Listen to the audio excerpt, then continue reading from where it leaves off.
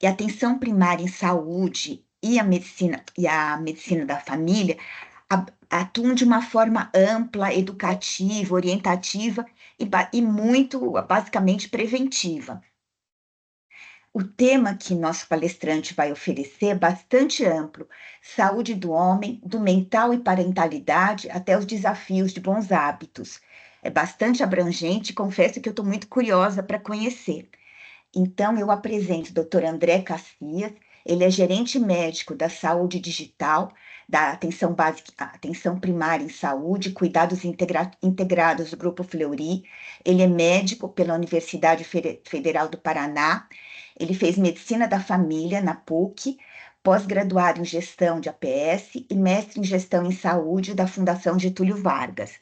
Então, eu dou a palavra ao Dr. André.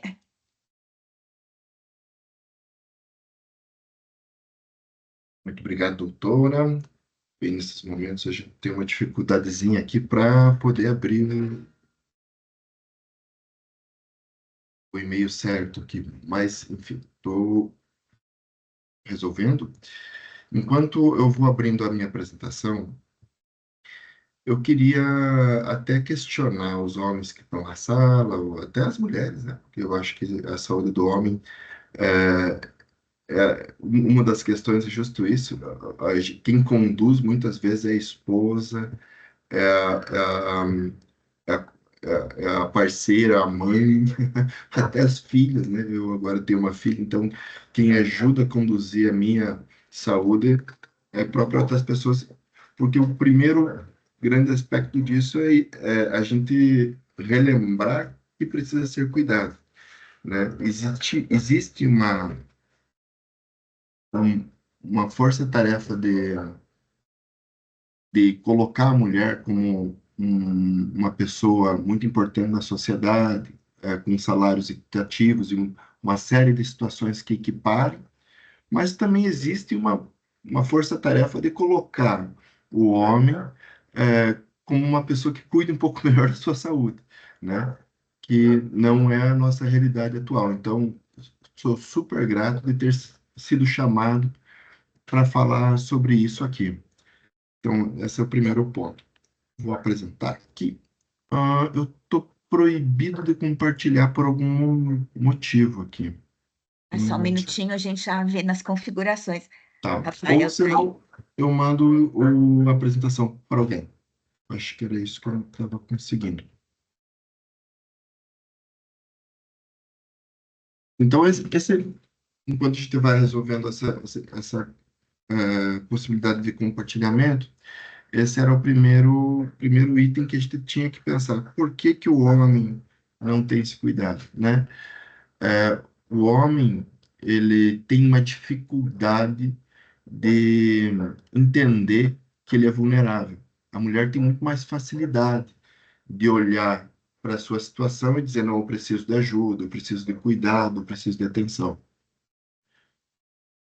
E o homem não. O homem, ele quer ser sempre o homem de ferro, o todo-poderoso, o que não precisa de cuidado, o que resiste a tudo sem problemas, sem chorar, né? O homem tem isso aí bem Doutor, arcaico. doutor, Oi. eu Agora coloquei modo conectei. apresentador agora. Acho que tá certo. Perfeito, perfeito. Muito obrigado. Agora deu certo. Vocês estão vendo minha tela, né? Uhum.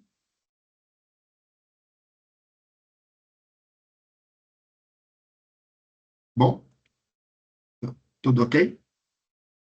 Sim, doutor. Obrigado. Aí a primeira pergunta que a gente faz para todo mundo, assim, quais são os fatores que nos garantem a saúde? Né? Quando eu pergunto para um homem o que garante a saúde dele, o que vem na nossa cabeça é exame, é médico, é um bom hospital, é acesso a, a, aos melhores recursos, né? Quando a gente olhou para as blue zones eram zonas que as pessoas viviam muito, chegavam a 80, 88, vivem ainda, né? 80, 88, 90 anos de vida e com poucas internações, ou nenhuma, muitas vezes, que vivem muito bem. Por outro lado, quando a gente olha para as situações onde as pessoas morrem muito mais cedo, com idade média em 40, 45, 50 anos, de idade média na população. Quando a gente compara essas populações, a gente começa a entender o que realmente, de fato, determina a nossa saúde.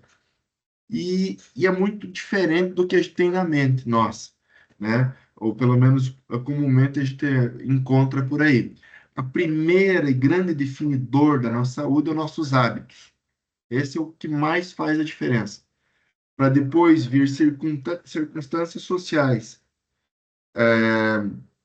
que seriam ali acesso a casa, esgoto, né? Que seriam outros recursos. Para daí viram a genética e biologia. Quer dizer, o que eu carrego no meu DNA como predição ou predisposição a ter alguma doença. E cuidado médico em si define a saúde dessas populações somente em 11%. Então, se eu estou numa cidade, né, que tem um bom hospital, um bom médico, ele define, sim, a saúde, mas somente em 11%. Eu tenho que pensar nessas outras situações para entender eu como, como vulnerável ou como sendo saudável ou não. Então, esse é um dos primeiros. E daí ainda vem meio ambiente, uma grande percentagem da definição da nossa saúde é o meio ambiente. Então, quando eu olho para a saúde do homem, e ele tem toda essa resistência de se cuidar, eu tenho que entender que esses cuidados médicos, e aqui eu estou falando do cuidado médico tradicional, aquele cuidado médico reativo, que você bate na porta do médico, marca uma consulta e termina a consulta e tchau, não é um cuidado médico proativo. Esse cuidado médico ele tem que estar olhando para o hábito de vida. E ali não digo só cuidado médico, cuidado da equipe médica, enfermagem e toda a multiespecialidade que existe hoje para cuidar da gente. Ele tem que estar olhando para as nossas circunstâncias sociais, ele tem que entender da onde que vem, como é que vem, se pega ônibus, se essa pessoa tem algum agente estressor na sociedade que possa estar influenciando. E ele também tem que estar olhando para as questões genéticas, se a pessoa está suscetível, pela sua questão genética, a ter alguma enfermidade, para tentar não só mais responder pelo sintoma, mas olhar e predizer e mudar essas questões. Porque é aí que a gente vai realmente transformar uma sociedade ou o homem numa pessoa saudável. Não simplesmente restringir a questões médicas. E aí a gente pergunta assim, o que que você faz para ser saudável, né? E o saudável não pode soar aquela questão chata, aquela questão, bom, para eu ser saudável, então eu vou é, é, obedecer uma norma. Não, o ser saudável parte do que eu vou fazer ser agradável para mim. Ninguém escolhe uma vida que não tenha prazer, né?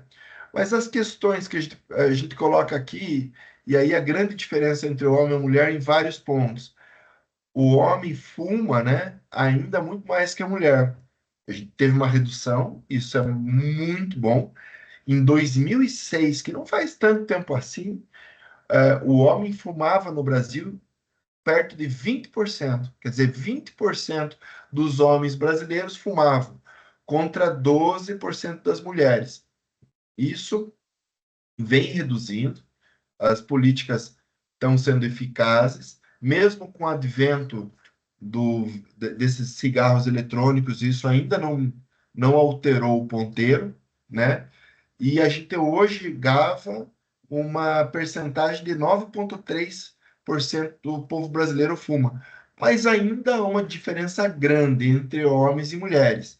Homens é 10%, e as mulheres até houve uma pequena elevação entre 6,7 para 7,2. Mas ainda é uma diferença muito grande, né? E essa pergunta, por que que o homem é, fuma mais, né? Por que que ele não olha e se cuida mais, né? Do que a mulher? Por que que ele tem essa tendência aí uma tendência de, ao mesmo tempo, ser um pouco mais rebelde, né? Um pouco mais desafiador com as leis e normas, que faz com que ele tenha mais dificuldade de obedecer isso, de não fumar, né? Ou de isso entender como bom para sua saúde. Se a gente pensar no consumo abusivo de álcool, a pergunta aqui é quantas vezes você tomou mais do que 5 doses para o homem e 3 doses para a mulher no último mês? E isso é considerado já um consumo abusivo que gera um risco, né? E qual que é o grande risco do etilismo, principalmente no homem? A gente vai ver depois ali sobre a violência, né? Mas o grande risco do etilismo no homem não é o que também as pessoas pensam que é o problema com o fígado. Isso é um risco. Realmente, o etilismo pode levar a uma cirrose, pode levar a uma esteatose, a um problema hepático e piorar outros problemas. Isso é realmente real.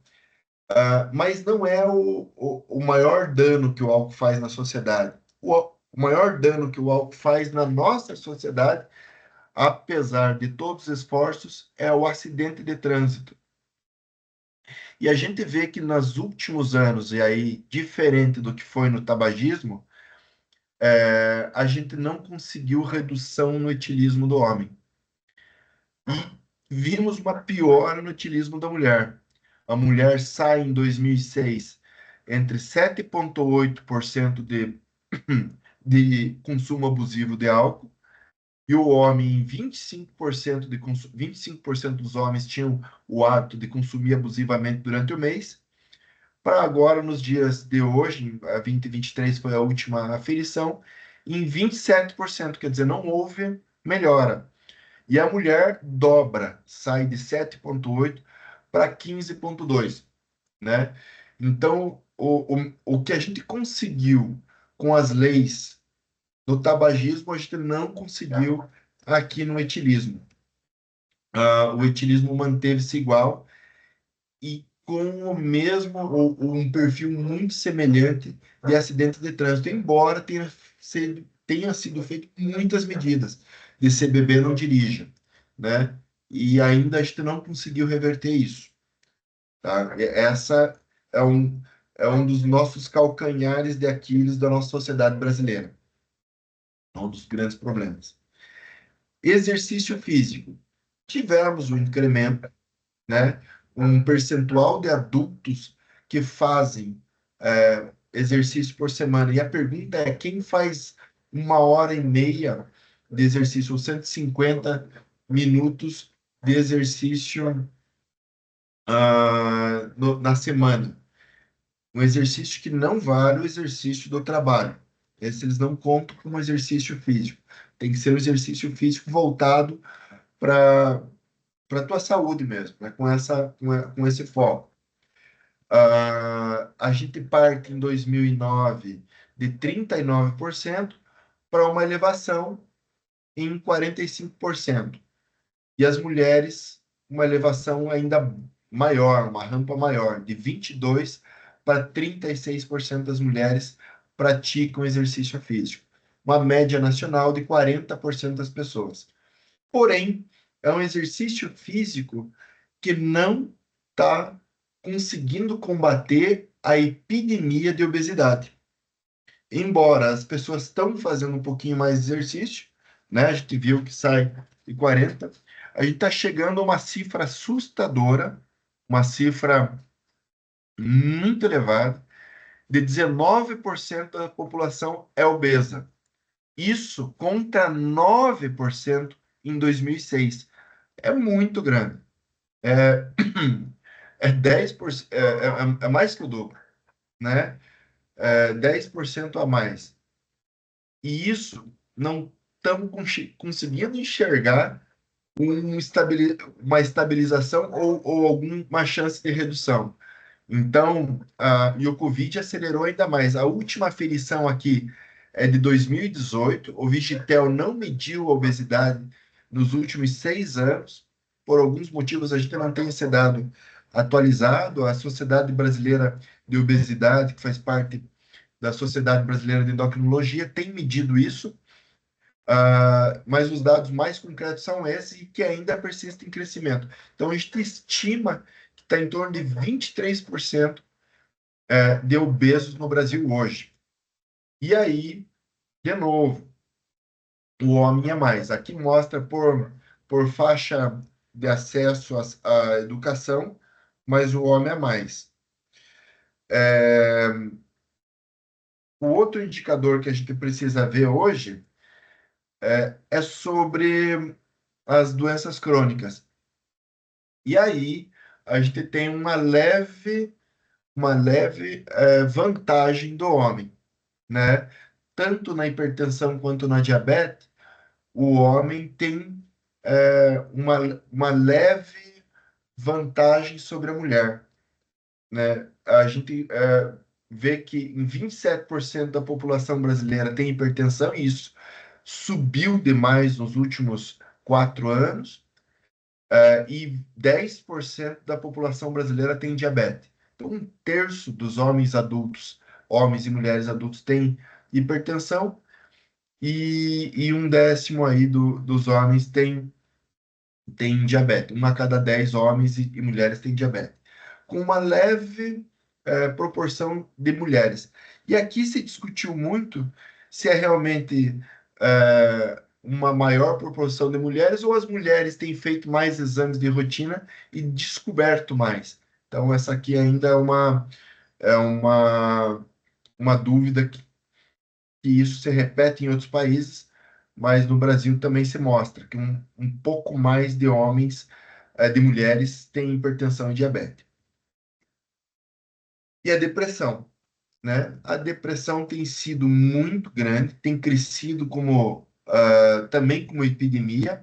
Ela sai de 7% em 2006 e hoje chega a 12%.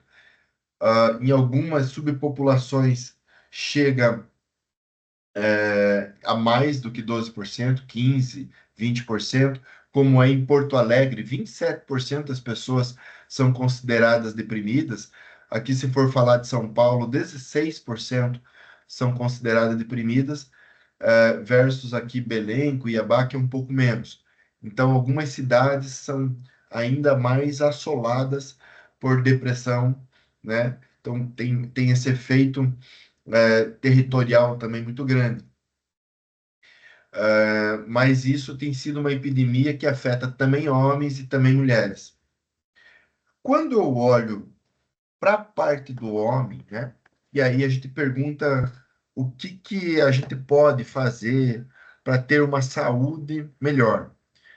Até pouco tempo atrás, quando a gente falava em saúde do homem, o que vinha na cabeça do homem era o toque retal, né? E aí era até motivo de piada, motivo de brincadeira, né?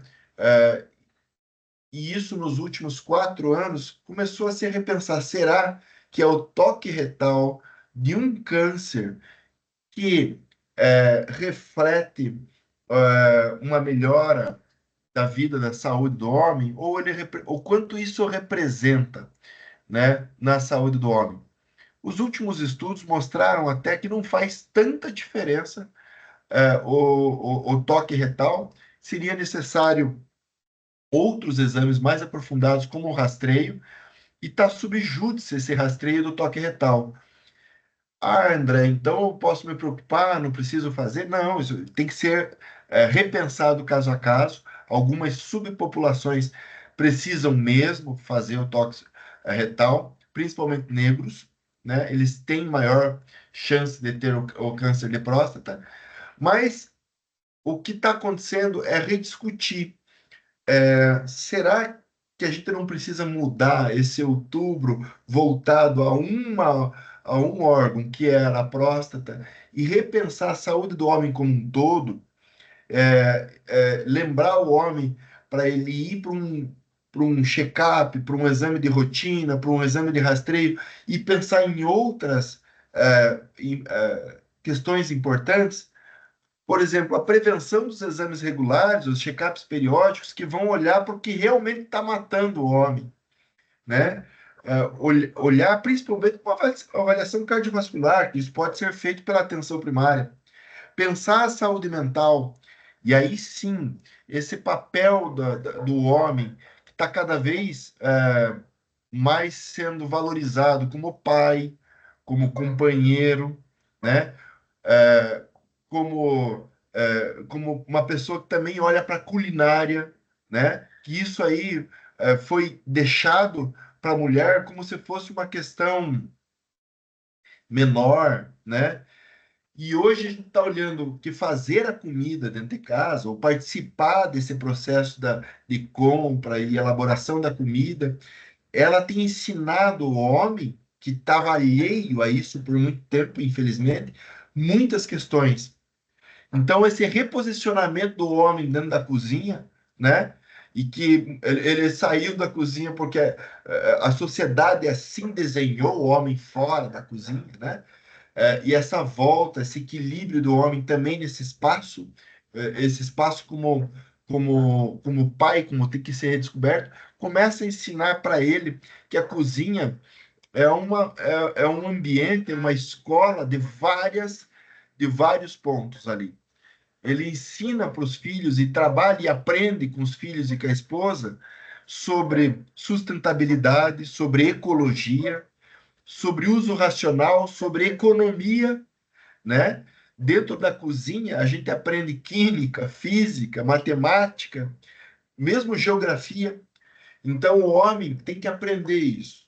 Tem que aprender que aquele espaço da cozinha é o espaço mais democrático que existe na casa. Ele não é só lá, eu sou do sul, para nós o homem era no máximo o fazedor do churrasco. E olha lá, né? Agora a gente está fazendo um esforço para descobrir o homem e o casal, de fato, não só o homem, mas o casal, como os progenitores de uma cozinha.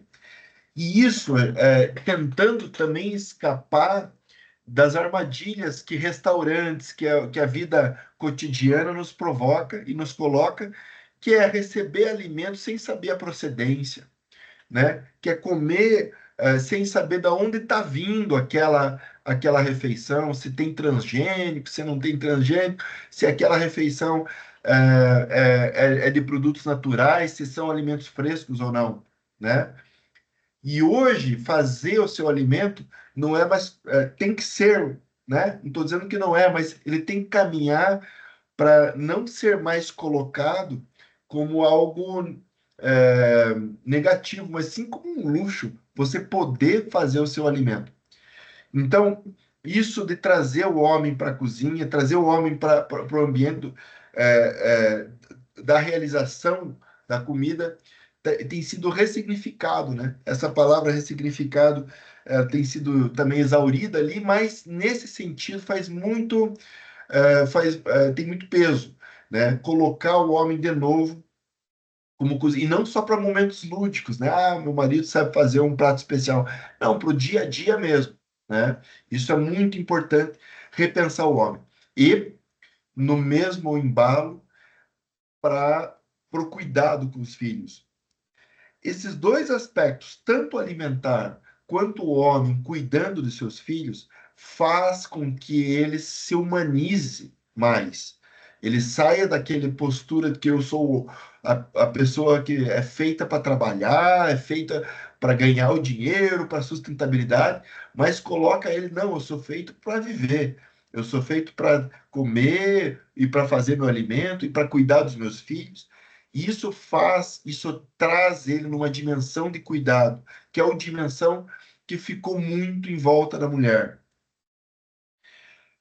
Então, quando eu discuto a posição do homem dentro da casa, eu estou falando da saúde mental dele, eu estou falando de rediscutir o estilo de vida, e isso vai influir demais nas doenças crônicas que ele vai ter, em outros aspectos. Quando eu olho para a saúde mental, né, eu vejo que o homem é um dos que mais escondem a sua depressão. A gente fez um estudo agora numa das empresas que a gente atua, e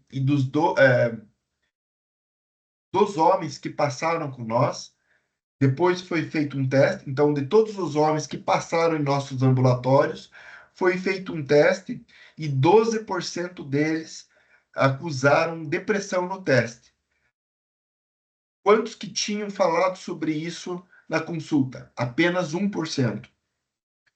Nas mulheres, foi um pouco mais. No nosso estudo, foram 15% das mulheres que apontaram depressão, mas desses 15%, quase a totalidade dela falou disso na consulta. Foram 13% que falaram na consulta.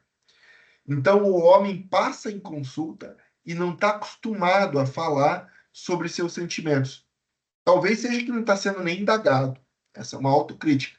Mas o homem esconde seus sentimentos depressivos. O homem foi criado, como a gente falava no começo, para esconder fraqueza. E isso tem causado um grande problema.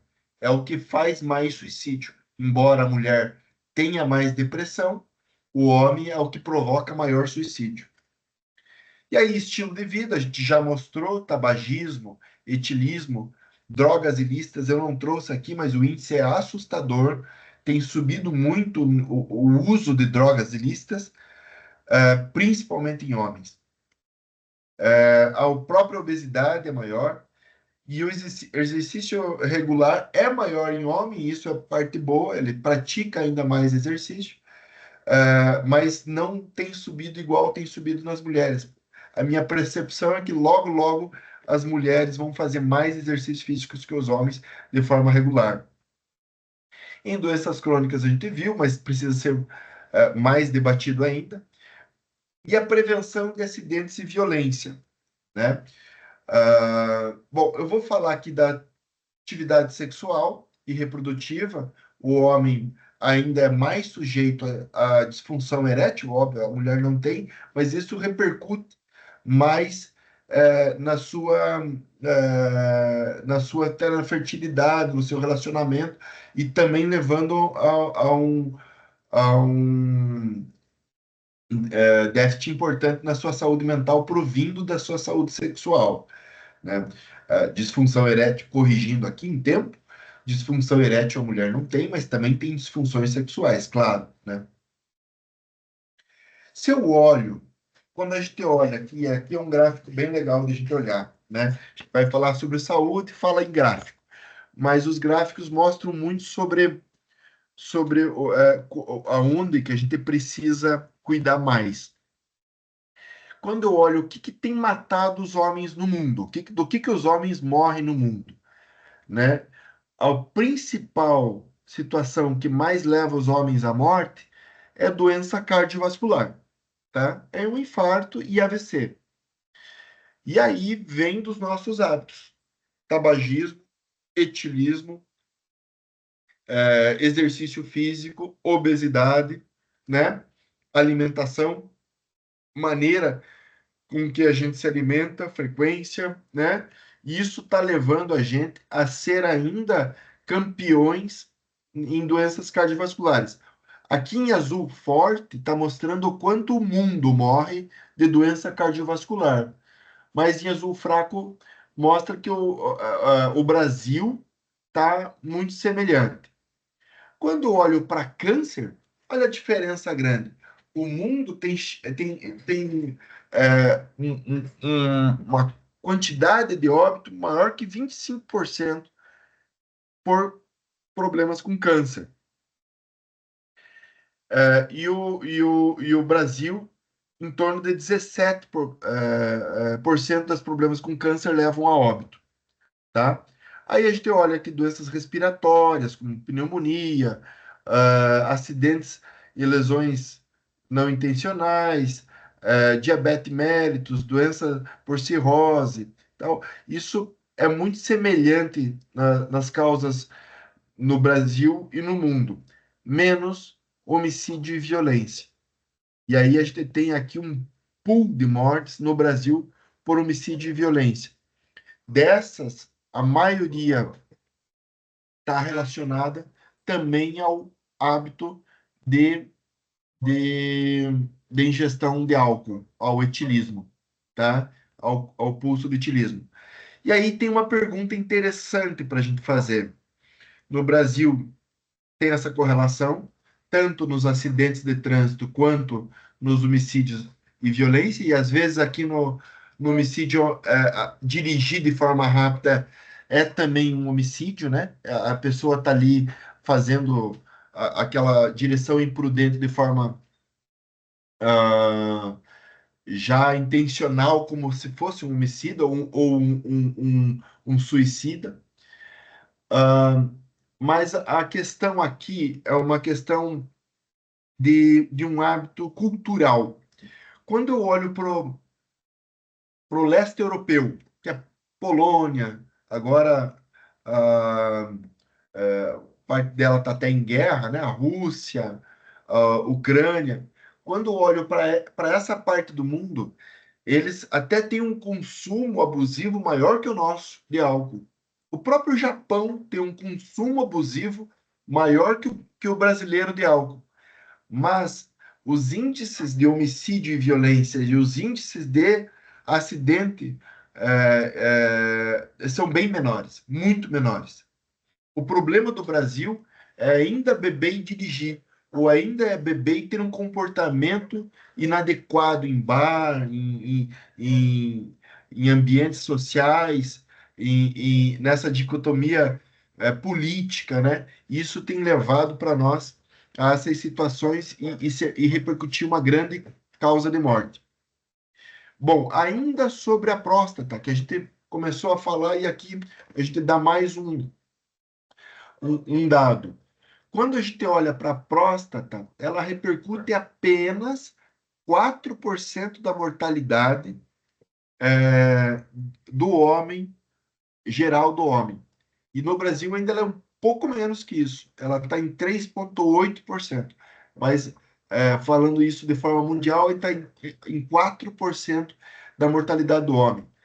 Então, se a gente for fazer uma campanha para a saúde do homem, é muito mais importante aí falar sobre hábitos ainda, sobre o etilismo, sobre o tabagismo, sobre a maneira como ele vê o mundo, sobre o autocuidado, sobre isso da reintegração dele na casa, como marido, como realizador do seu próprio alimento e como pai, do que a gente estar falando do exame de próstata, que desses 4% acredita que apenas 1% é reversível ou é prevenível, tá? Então, eu queria ampliar essa discussão de saúde do homem para a gente sair dessa discussão de que é apenas o toque retal, para a gente pensar em outras situações para colocar o homem em outro patamar de discussão, não mais limitar a saúde do homem como se fosse a próstata, porque isso foi uma construção cultural que a gente fez nos últimos 10 anos. Eu acho que a gente precisa passar desse momento. E aí, a última pergunta que a gente faz, não é, doutora, e também que eu faço para vocês, mas aí eu quero ver as perguntas de vocês para mim, é como que um sistema de saúde, como que a gente, oferecendo um cuidado para as pessoas, podemos reverter todo esse processo. Como que a gente consegue oferecer um sistema que pense e que atue, que melhore aquele slide lá do começo que a gente falou, como que um sistema de saúde que a gente vai oferecer realmente transforme a vida do colaborador, ou dos nossos dependentes, ou da nossa sociedade em mais efetivo. Então, eu vou falar aqui de um plano de saúde, de um cuidado, de um sistema de saúde tradicional, né? Um sistema tradicional, a pessoa, quando tem um problema, procura por si só quem ele entende que vai resolver seu problema. Muitas vezes aqui, vou falar de uma dor de cabeça, vai num neurologista. E aí o neurologista pede ou uma internação, ou pede para ir no psicólogo, ou manda fazer exames, enfim. Aí a pessoa faz e volta. Aí o neurologista entende, não, bom, isso aqui não é câncer, não é nada grave, não é comigo. E aí a pessoa acaba ficando perdida. Ah, não, eu vou num clínico, eu vou aonde, eu repito os exames, e aí a dor de cabeça piora, acaba num pronto-socorro, até ela entender que talvez essa dor de cabeça era uma enxaqueca moderada ou leve, que poderia ter sido resolvida com questões dos seus hábitos ou da alteração da sua relação com o trabalho. Isso levou uma eternidade e um consumo de recursos enorme, né? A proposta do que a gente tem levado é um cuidado coordenado. É um cuidado onde é que você vai ter uma equipe de médico e enfermeiro que olha por você e conhece você ao longo do tempo. É aquela história de resgatar um médico que realmente te conheça, um médico que vai te acompanhar durante a vida toda, né? Isso a gente chama de longitudinalidade. Um médico que vai ver você ao longo da sua vida.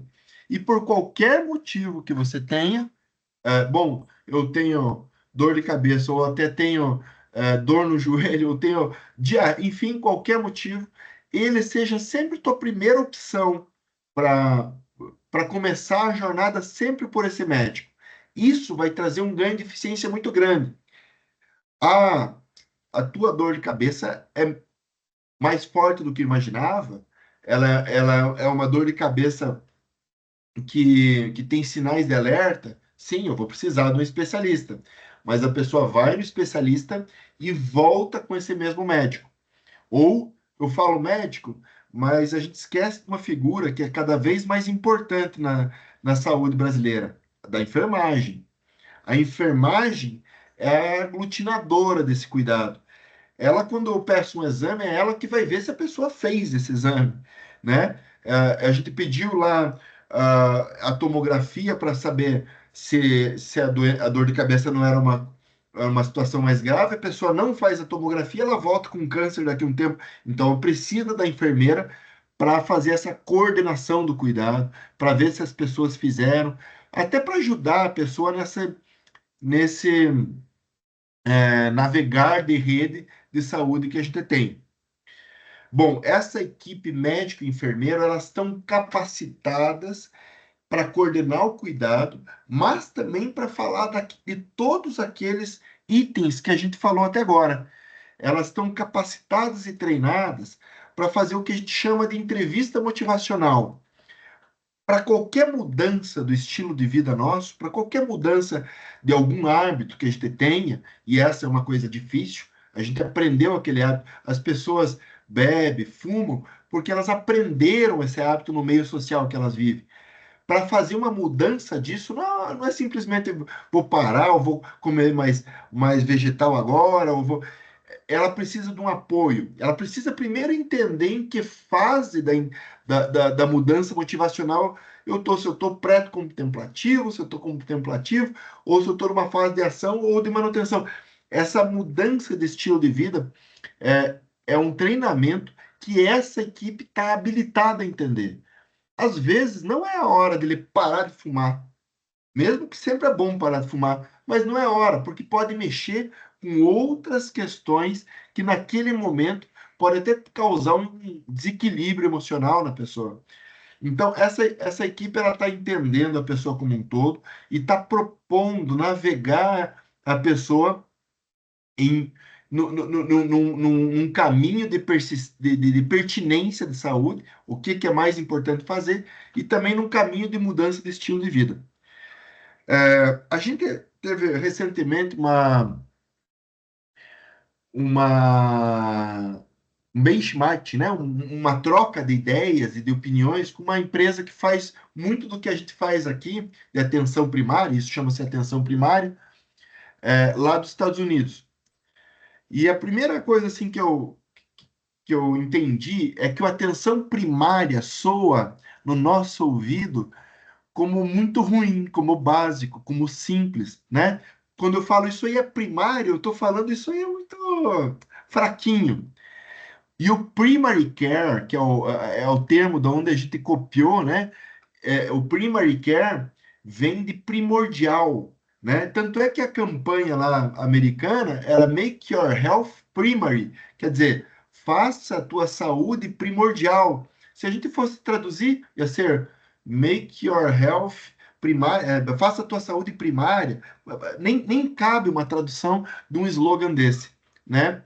Então, no Brasil, a atenção primária foi vinculado a uma questão governamental, a uma questão de oferecer o mínimo, e não é oferecer o essencial, tá? Então, essa equipe aqui de médico e enfermeiro, e às vezes tem psico, nutri, às vezes ela tem até outros especialistas, mas essa equipe está capacitada para oferecer o essencial que a pessoa precisa.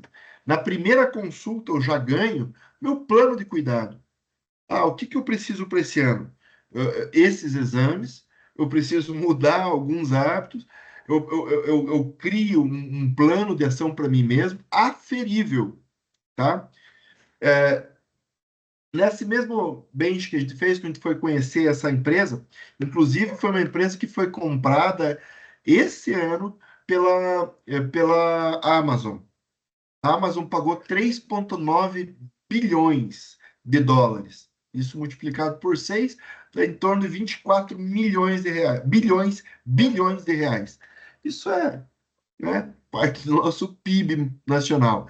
Essa empresa foi comprada por causa do grande valor que eles criaram em cuidar das pessoas, tá? Chama-se One Medical. One Medical. Até quem quiser ver essa transação, foi a transação mais cara feita em saúde no Brasil até hoje.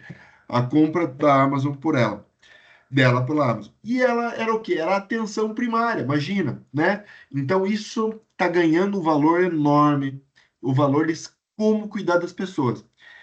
E quando eles deram uma palestra, eles falaram: olha, a gente criou uma figura de um concierge para conseguir ajudar as pessoas a mudarem seu estilo de vida. Além de ter, como nós temos aqui, médicos e enfermeiros, tinha pessoas lá que eram habilitadas eu a ir num supermercado e ajudar na hora do compra do supermercado.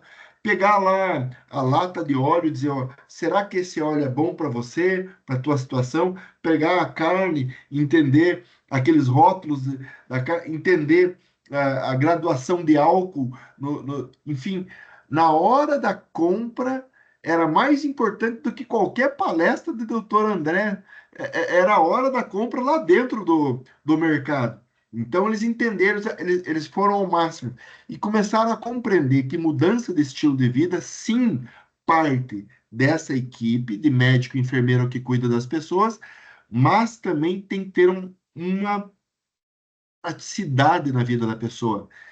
Não adianta eu falar em ande de bicicleta se você nem tem bicicleta, você nem casa isso com a tua vida, né? Então, tem que adequar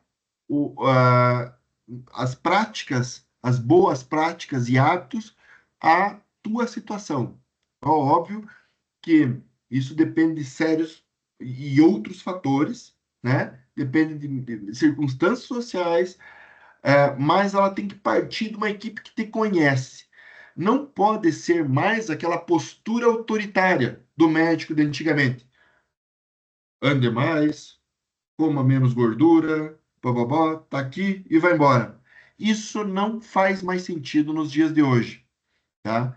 É, até porque a gente vai chegar num limite dessa informação simples, dessa informação seca. A gente tem que entender agora como que essa equipe realmente compreende você e consegue te ajudar nesse caminho de obtenção de saúde.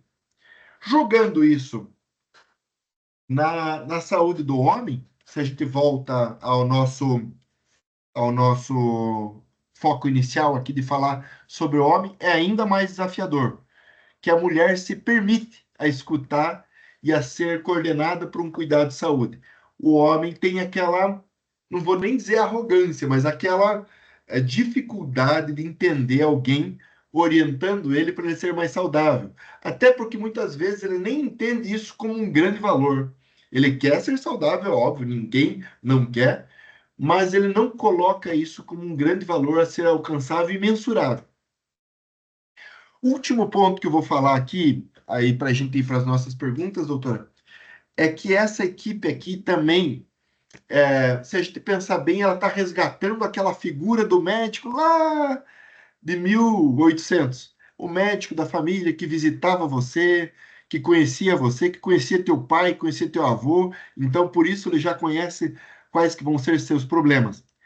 Porém, agora, com outras ferramentas, com ferramentas tecnológicas, essa equipe conversa com você, com o WhatsApp, com Omnichannel, e entende teus dados. Inclusive, a gente está gravando aqui no Fleury uma integração com toda Apple Health. O que é Apple Health? Aquela parte do Apple que conta teus passos, que vê se você caminha de bicicleta, que mede tua frequência cardíaca quando você tem o Apple Watch. Mas quando você não tem o Apple Watch, mas está andando com o celular, ela também está vendo se você está subindo as escadas ou se está indo de elevador. Enfim, ela traz todas as informações para a hora da consulta. E o médico que orientou você a ter boas práticas, agora vai conseguir chegar e entender na hora da consulta se realmente você está conseguindo caminhar mais, se você está conseguindo é, é, é, fazer uma mudança do teu estilo de vida. Então, o que a gente está oferecendo e pensando, né, cada vez mais que as pessoas, é que elas se vinculem com equipes de atenção do cuidado primordial, do cuidado primário, mas no sentido amplo. Que a gente consiga chegar no cuidado dessas pessoas com aquela figura do médico de família de antigamente, mas agora repaginado com melhores formas de comunicação e com muito mais dados sobre você e como cuidar melhor de você. Bom, essa era a nossa preparação, assim, o básico. Doutor, a gente está aqui, eu trouxe bem algumas pitadas de alguns assuntos e estou aqui disponível para aprofundar, né? Como a gente olha sempre uma forma ampla, macro, né? A gente traz alguns pontos, mas o que a gente precisar e puder, a gente pode aprofundar em algum ponto aqui através de perguntas. Estou à disposição. Eu queria te agradecer a brilhante exposição. Você quebrou paradigmas, porque o modelo brasileiro é sempre viver com especialistas, não ter um atendimento mais amplo, uma avaliação mais ampla. Então, para a gente é muito importante, eu acredito que o modelo é esse mesmo, né? Então, para a gente foi muito importante. Acho que você fala muito bem, foi muito legal, trouxe ideias maravilhosas. Eu queria passar para as perguntas. Obrigado, Carla, e também pela tradução simultânea. Era você que aparece na minha tela, tá, Carla? Muito obrigado.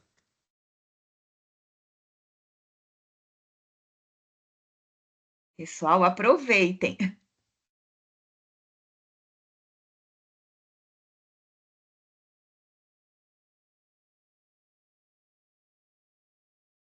Todo mundo está envergonhado de fazer perguntas. Bom, A fiquem à vontade. Eliana. O Eliana fala. Oi, doutora André, é muito prazer. A palestra achei bárbara, assim, excelente. Eu sou dentista aí do tribunal, e aí eu vou aproveitar a oportunidade para fazer uma pergunta. Pelo que a gente tem lido a respeito, no Brasil, através das informações do INCA, o câncer de boca seria o quinto maior tipo, né, de incidência em homens acima de 40 anos. Aí, assim, pelo pouquinho, né, que a gente conhece de saúde bucal, realmente, assim, o tabaco entra muito nessa linha que o senhor tentou colocar, né, de abordagem diferente. Porque realmente aí o tabagismo, o alcoolismo são fatores extremamente predisponentes para o câncer de boca, e também pelo que a gente leu um pouquinho, um tabu, né, que eu acredito que seja para os homens, a questão da educação sexual, dos cuidados, né, porque o contato com o vírus do HPV através do sexo oral também é um fator aí de não só câncer de boca, mas garganta, orofaringe, enfim. Dentro desse estudo que o Fleury vem fazendo, dessa tentativa de mudança aí de atuação em saúde, pensando assim, em prevenção da saúde do homem, está incluída também essa orientação com os cuidados em termos de hábitos sexuais, na prevenção, no tocante aí, né? Estou puxando para a minha área, claro, aí do câncer de boca. Sim. Veja, obrigado pela pergunta, Eliana. Que bom que vocês tenham um serviço de saúde bucal. Maravilhoso isso. O que acontece? A saúde suplementar brasileira não tem acesso a dentistas, né, Eliana? E a gente fica Sim. na dependência, e foi o que mais cresceu, né? A saúde suplementar odontológica nos últimos anos, mas ainda ela é Pequenininha. muito pequenininha perto do que é o... E também cresceu e desarticulado, né, Eliana? Sim. Quando é que você parou para conversar com o médico sobre uma ação conjunta? Uhum. No SUS, a gente vê alguns focos Algumas ações já. algumas ações conjuntas que têm índice de sucesso variável, né?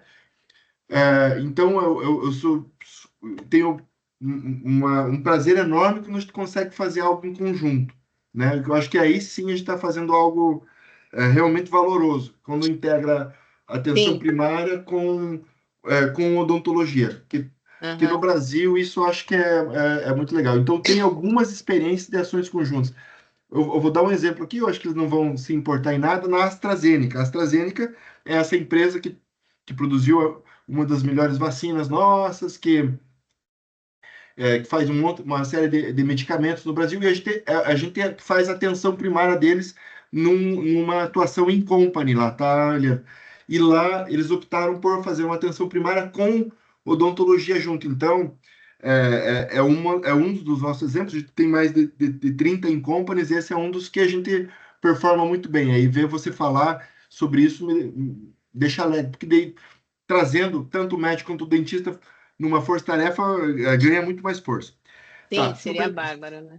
sobre câncer, eu vou falar um pouquinho. Câncer da mucosa oral, né? E outros cânceres orais, não só da mucosa. Ele ainda vamos dizer, subnotificado pra caramba, quando chega já está avançado, você sabe disso. E o que acontece? Diferente do próstata, que a gente está acostumado a falar em próstata. Eu não estou querendo que as pessoas não se cuidem do próstata, mas veja como é que é. Diferente do próstata, ele é muito prevenível. Ele é muito prevenível. Se eu pego, Verdade, ele é 100% prevenível. A próstata não. Se eu pegar um Gleason 7, 8, que é o medidor da próstata vai de Gleason 1 a Gleason 14. Se eu pegar um 7 para cima, eu não tenho muita coisa para fazer. Eu vou só cuidar dessa pessoa. Então, muitos cânceres de próstata eu só vou cuidar, eu só vou olhar, observar e tentar não fazer mal para a pessoa. E ele vai, às vezes, demorar muito para fazer mal. E que bom que não faz, né? Às vezes o câncer de próstata aparece e o homem vai morrer lá de outra coisa, velhinho. Então, nem todos a gente precisa se preocupar. É uma coisa interessante, mas é isso. Agora, na boca, não, né? E na boca tem algumas semelhanças, isso que você falou do HPV, com o câncer retal nosso, principalmente nos homossexuais homens. E ali também pelo HPV, por uma série de coisas. Então, esses tipos de câncer estão sendo ainda subnotificados. O Grupo Fleury tenta, mas aí é uma atividade de orientação, não, a gente não tem ali uma ação específica no rastreio deles, não, mas faz parte das nossas orientações. Existe um site, e esse site é interessante para todo mundo aqui da sala, um site que chama-se o Electronic Prevention Task Force. Eu vou colocar aqui o link. por favor. americano. Por sexo e idade, você vê tudo que você precisa realmente fazer. Então, você vai lá e coloca teu sexo e tua idade, e ele dá realmente as coisas que são necessárias. E tá lá, rastreio de câncer bucal, tá? Eu vou colocar aqui, ó, aí vocês... Tá em inglês, mas ele tem esses tradutores, né? Isso para todo mundo da área de saúde, eu acho que tem que ter a prática de olhar. E para as pessoas também, o que é realmente importante fazer? Será que é importante fazer uma tomografia de corpo inteiro? Não, é claro que não. Isso pode fazer até mais mal para mim, eu ficar fazendo exame dessa maneira, né? Eu não tenho acesso ao chat. Não? Se quiser, Eu posso mandar por e-mail para a senhora põe. a senhora não, né? Ou, Roseli, desculpa, chama a senhora. Mas eu posso mandar. Pode ser Tá? T de tatu, Tá. G de gato, L de lata, E, Tá. Z de zebra, ER. Tá, já peguei. Roseli, você já está no meu contato. Aqui, Tá. Roseli. Uma sugestão também, se o senhor quiser abrir o site e compartilhar a tela, né? Também é Perfeito. Perfeito. Enviei para você também, Roseli, se quiser colocar. A tela é justamente essa aqui, turma. Aqui eu estava mandando e-mail. Essa aqui, ó. O S que é americano, Preventive Service Task Force. Aqui, você vem aqui na versão web deles, também tem uma versão de aplicativo, coloca lá a tua idade, aí eu tenho 47, ele pede peso, mas nem precisa, coloca se você é homem ou mulher, e ele vai dar todas as recomendações do que é importante eu pensar por ano. A gente tem isso aqui dentro da nossa ferramenta, tanto para pacientes quanto para médicos. Mas isso aqui é importante para todas as pessoas deveriam de olhar. E aqui é interessante do que não fazer, tá? Ele diz, não faça isso, que isso pode fazer mais mal do que bem. Ou está incerto. Houve uma epidemia de aferição de vitamina D. De repente, todo mundo quer saber se a vitamina D está boa ou não. Ele está dizendo isso não tem significado nenhum, porque a reposição de vitamina D não consegue ser melhor do que o sol. Então, você precisa tomar sol, não vai ser medir a vitamina D que vai fazer diferença na tua vida. Então, é interessante esse site, ele fala sobre o que é importante, o que não é importante e o que está incerto. Assim, se fizer ou não fizer, não faz diferença. Muito bem. Obrigado Nossa, pela muito legal. pergunta, Eliana. Muito obrigado pela pergunta. Mas câncer de boca, sim, o foco. Eu que agradeço aí, porque é uma proposta nossa que a gente já fez em 2003, 2005 e 2008. E a gente está pretendendo agora em 2025 fazer um novo rastreamento para os nossos funcionários, né? Então, interessante. Eu que agradeço aí toda a sua orientação. Não, a gente fez lá na AstraZeneca. Depois você pode pegar meu contato, a gente troca alguns números aí. Ver se Muito obrigada. Esperamos não encontrar nenhum, né? A gente faz Com para não certeza. encontrar, não faz para encontrar. Com certeza. É que nem seguro de carro, né? Faz para não usar. Exato.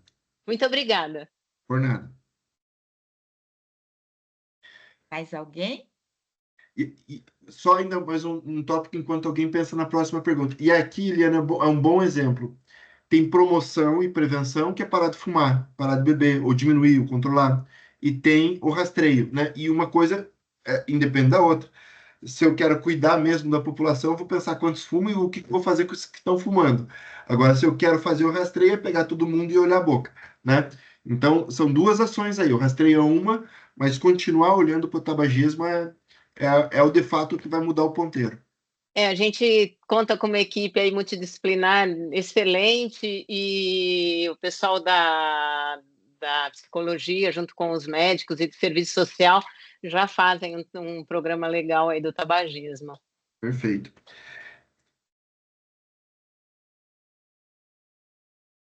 Roseli, então a ideia que eu tinha era essa aqui. Vocês tendo mais perguntas, estou à disposição. Eu não sei aqui qual que é, também não quero avançar o horário de vocês, qual que era o nosso limite, mas estou também, se vocês quiserem voltar, pegar um desses temas específicos, eu falei de várias coisas, né?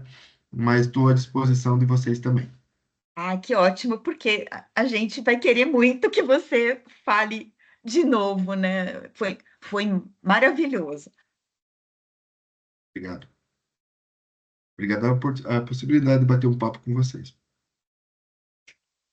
A gente que agradece. Então, acho que podemos encerrar, mas isso não vai ser um adeus, né? Muito obrigado. Tem meu contato, já tem meu e-mail, enfim, tá à disposição. Turma, obrigado. E aí fica aí a proposta de vocês terem um médico cuidando de vocês, né? Cada vez mais centralizado, que vocês consigam manter esse cuidado adequado. Obrigado, Carla, de novo. Obrigado, Eliane, pela pergunta. Eu que agradeço, doutor.